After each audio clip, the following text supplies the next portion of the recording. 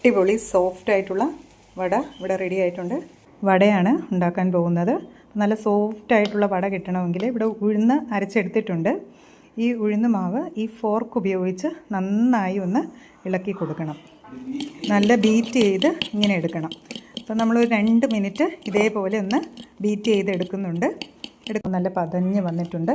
അപ്പോഴാണ് ഉഴുന്നുവട നല്ല സോഫ്റ്റായിട്ട് വരിക. ഇനി ഇതിൽ മറ്റ് ഇൻഗ്രീഡിയൻസ് ചേർക്കാം.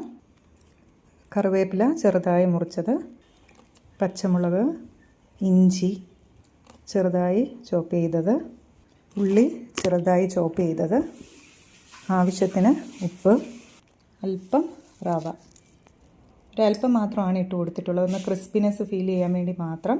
അപ്പോൾ ഇത്രയും ചേർത്ത് നന്നായി ഇളക്കി കൊടുക്കാം. മാവ് നന്നായി കുഴച്ചെടുത്തിട്ടുണ്ട് ഉഴുന്ന്.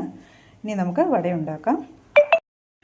വടയുണ്ടാക്കാനായി എണ്ണ വെച്ചിട്ടുണ്ട്. എണ്ണ ചൂടായി കിട്ടിയിട്ടുണ്ട്. ഇവിടെ ഒരു പാത്രത്തിൽ വെള്ളം എടുത്ത് വെച്ചിട്ടുണ്ട്. അപ്പോൾ വെള്ളത്തിലൊന്ന് കൈ മുക്കിയിട്ട് ഇതിൽ നിന്ന് നമുക്ക് മാവ് ഇങ്ങനെ എടുക്കാം. അപ്പോൾ നമ്മുടെ കയ്യിലേക്ക് ഇത് ഒട്ടിപ്പിടിക്കില്ല. കണ്ടില്ലേ, ഒട്ടിപ്പിടിക്കില്ല.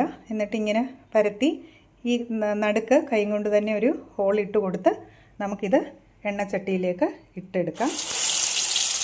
കണ്ടില്ലേ, അതേപോലെ തന്നെ ഒരു 2 3 എണ്ണം ഒരുമിച്ച് ഇട്ട് കൊടുക്കാം. കണ്ടില്ലേ, ഇത് കയ്യിലോട്ട് ഒട്ടിപ്പിടിക്കില്ല വെള്ളം ഉള്ളത് കൊണ്ട്. ആദ്യം ഇട്ട വട കളറ് മാറി വന്നിട്ടുണ്ട്.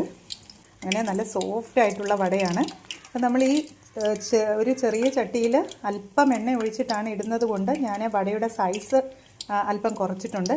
നമ്മൾ വലിയ ചട്ടിയിൽ നിറയെ എണ്ണ ഒഴിച്ച് ഉണ്ടാക്കുകയാണെങ്കിൽ നമ്മൾ വലിപ്പത്തിൽ, ഈ വടയുടെ സൈസിൽ വലിപ്പത്തിൽ നമുക്ക് ഉണ്ടാക്കിയെടുക്കാം. ഹോട്ടലിലൊക്കെ കിട്ടുന്നത് പോലെ വലിപ്പത്തിൽ ഉണ്ടാക്കിയെടുക്കാം. അപ്പോൾ അത്രയും എണ്ണ ഞാൻ യൂസ് ചെയ്യുന്നില്ല. അതുകൊണ്ടാണ് വടയുടെ സൈസ് അങ്ങ് ചെറുതാക്കിയത്. അല്പം എണ്ണ ഒഴിച്ച് വടയുടെ സൈസ് ചെറുതാക്കി എടുത്തിട്ടുണ്ട്. ഫ്ലെയിം മീഡിയം ആണ് വെച്ചിരിക്കുന്നത്.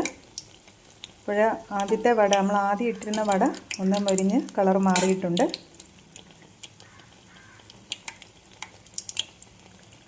ആദ്യത്തെ വട ഉണ്ടാക്കി എടുത്തിട്ടുണ്ട്. നമ്മൾ ഇട്ട് കൊടുത്ത റവയാണ് അതിൽ തരിതരിയായിട്ട് കാണുന്നത്.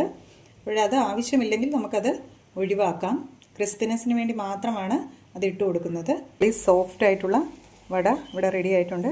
അപ്പോൾ നമുക്കിത് ചമ്മന്തി ഉപയോഗിച്ച് കഴിക്കാം.